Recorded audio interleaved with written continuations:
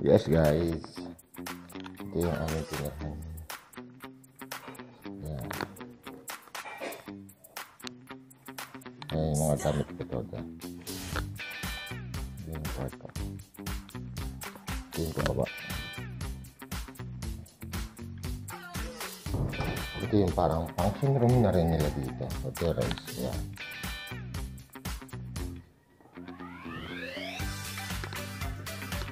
Tapos ito yung pababa.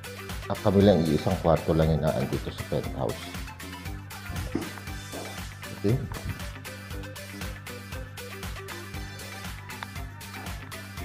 Pababa. Ito yung dalawang kwarto. Ilan ang kwarto dito? Isa, dalawa, tatlo. Sa second floor, 3 rooms na meron sila.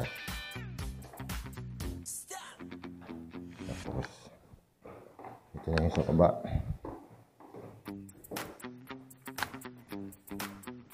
Ayan. Ito yung pinaka-entrada o entrance. Ito yung reception area.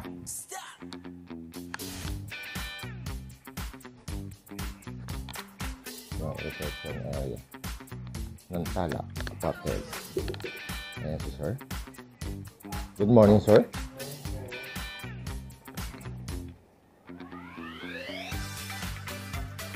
At andito yung big bike natin.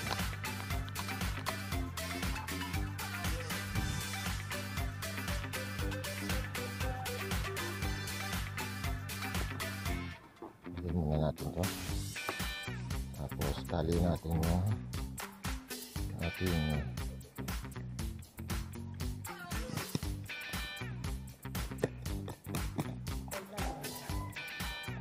ilagay mo din yung bag dyan. Kasi buhatin mo na lang.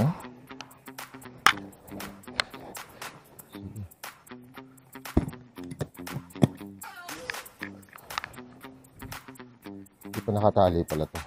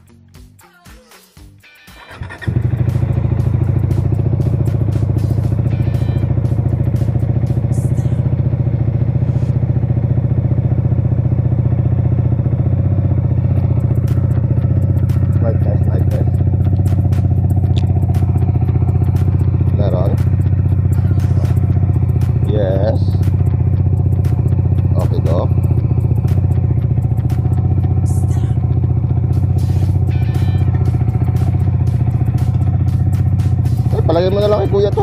Ay. Nakakaya.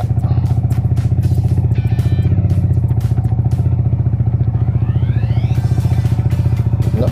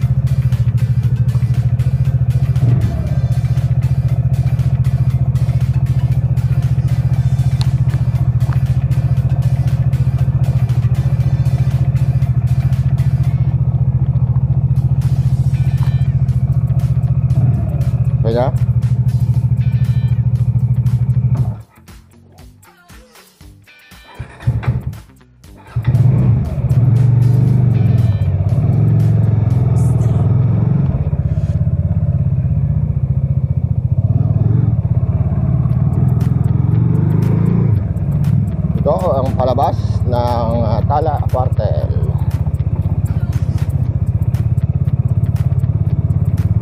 Ito ang palabas. At pupunta tayo ng Barangay 94, Tigbao, sa aking mga bayaw.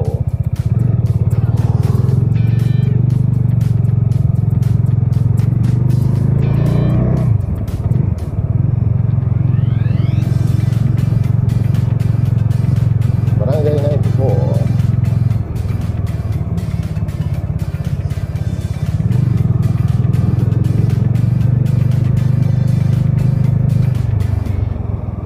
Hoy, bakit nagkaganon? Mali. Oo, mali. Hindi dito. Oo, hindi dito. Pagasolina daw muna tayo.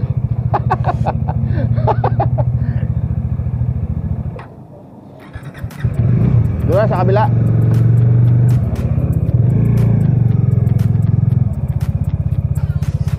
Palit ka na rin. Puno? Oo.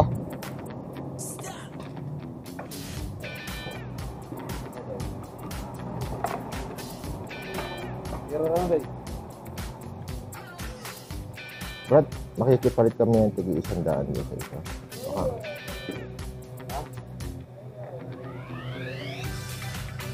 Stand ko lang ha. Yan.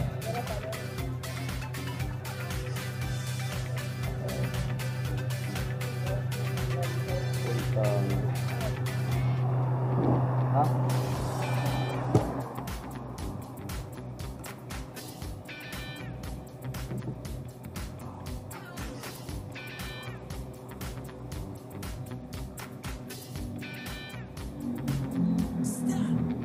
$500, sir.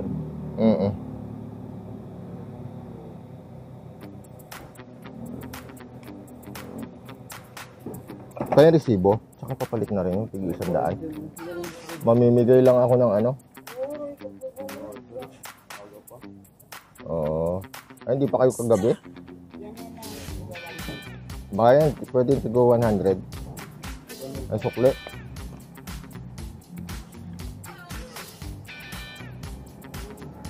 Ay, wala.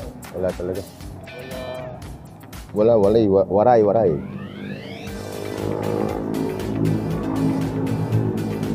Yan o. Pang ilan na to? Pang 6 na gasolina natin. 500.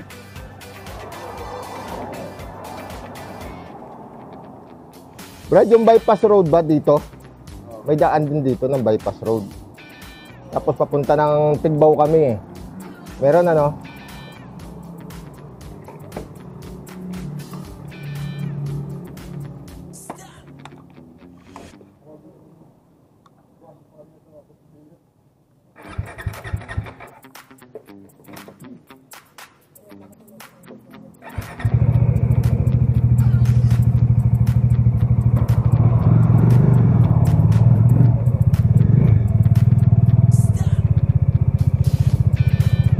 Bypass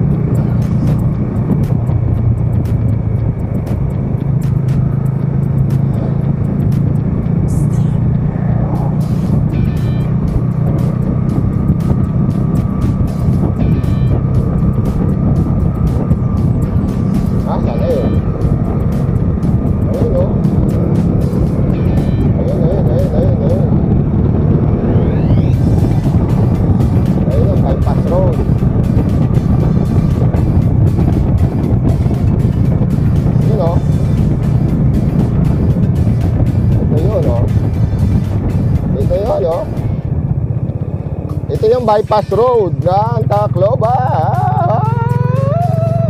Safety bypass road is not diba? Sabi ko kay kuya dito diretso eh. Shortcut pa kami doon eh. Ito yung bypass road na bagong gawa dito sa Tacloban. Nung nandito pa ang aking asawa eh, hindi pa ito gawa. So ngayon meron na silang bypass papunta roon sa kanilang barangay. Tapos dito overlooking natin yung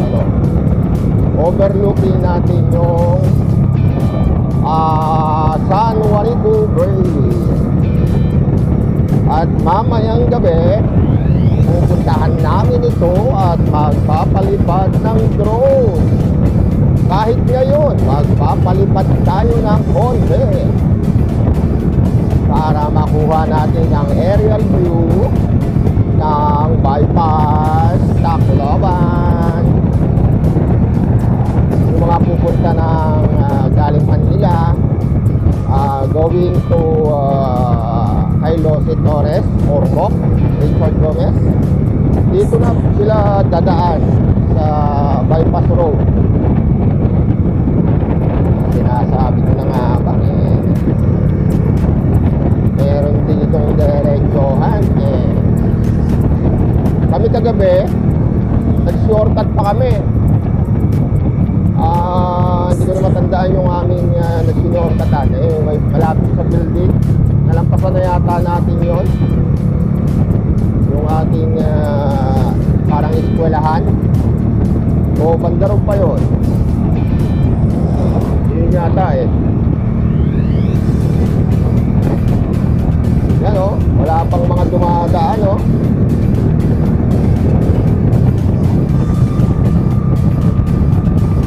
Bypass road.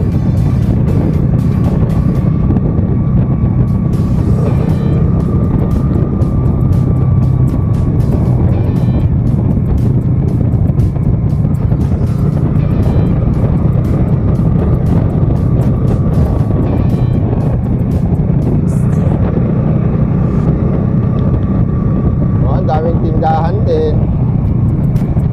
Nakukuha ba ang aking camera? Ang tanong, buhay pa kaya ang aking camera? Yung aking asawa hindi nagbablog. Wala rin. Yes, sinasabi ko.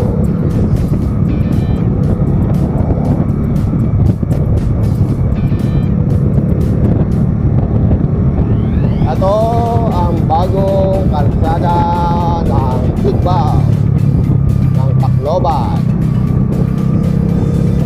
Mahaba-haba rin ah. Mahaba. Ayun, ang pinag-shortcutan natin kahapon. Ayan o. Dito pwede ka rin dito mag-shortcut.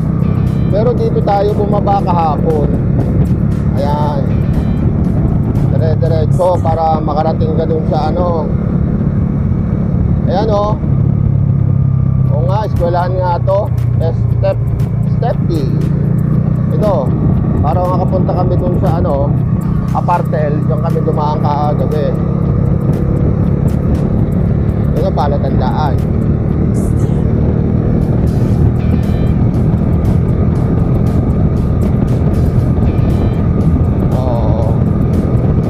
Kailangan dun tayo sa pinakatuktok, magpapalipad ng drone.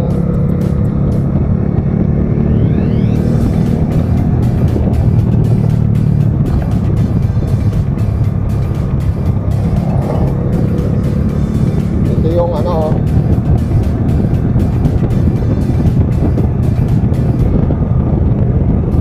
bypass road. Bypass road Tacloban. Lopez. Tapos yung mga ilaw niya sa gilid naka-solar solar. Naka-solar sila.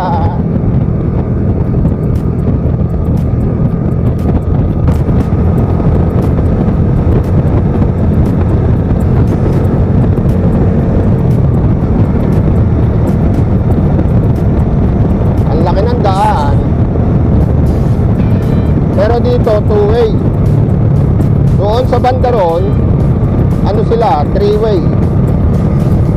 Nagtatlo ang salubungan.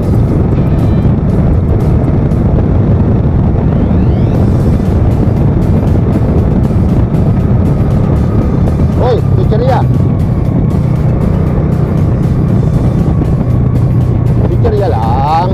Ayun, yung bundok ko. Doon sa bundok na yun, doon natin makikita ang kagandahan ng bypass. May mga nagsisipag-jogging. Ayan.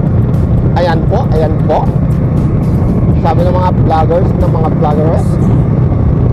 Ayan po. Ang vloggers. Ayan po. Ayan po, lumiliko na tayo. Ayan po. Good morning. Tacloban. Good morning. Nakarating na ulit si Inday Marita sa Tacloban.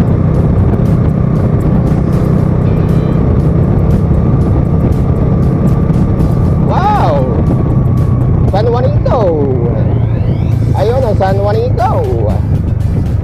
Oh, dito tayo.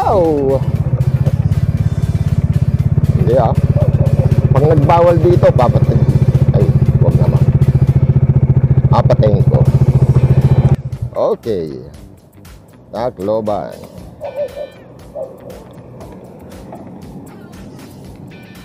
Ayun ang San Juanico, kung makikita nyo. Ayun no. Ayun no. Yan ang San Juanico.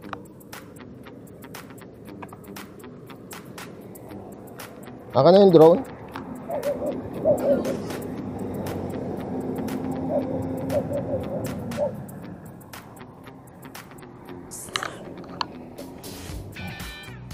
Papalipad tayo ng drone. Tingnan natin kung saan aabot. Ha? Ibaba mo, ilatag mo. Ilatag mo dyan yung ano, para hindi ka mabigatan.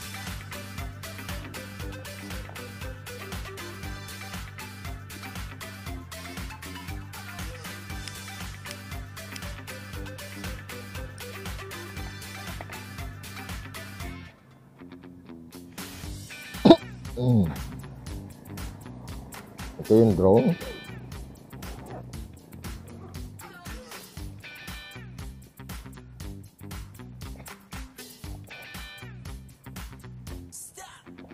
At bahala na kung saan mawawala.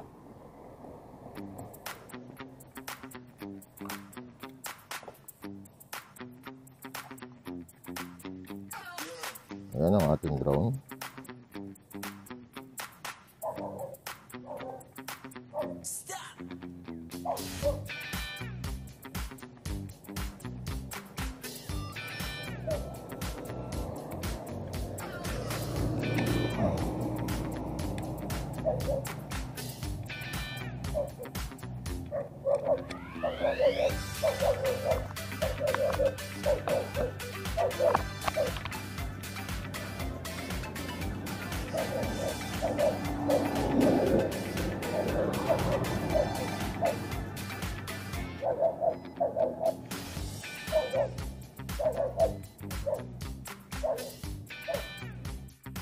Ayan, umpisa na natin ang pagpapalipad sa bypass Tacloban. Ayan ang ating 6,000 na drone na pang aral lang muna. Yan ang kinaya pa pansamantala. Tapos dyan hindi pa natin mapataas at pinag-iingatan din natin na hindi mawala. Dahil mahirap din kumita ng pera na pambili ng drone. Ayan po, matataw natin, yung bundok na yan ay bundok na ng Samar. Okay, at nakarating tayo dito sa Tacloban. Itong kinalagyan natin ay bypass. Ito yung kalsada ng Tacloban. Yan ay wala pa noon at may kagagawa ang bypass na yan. Mula dyan sa tulay ng San Juanico ay hindi ka na babaybay dyan sa bayan, sa barangay Diit, barangay Tigbao, doon sa pinag-anuhan ng barko at saka dyan sa may Tacloban. Hindi ka na dadaan dyan, dito ka na dadaan sa bypass para makarating ka ng Ormoc. Ayan, so ito yung lugar, yan yung kalsada.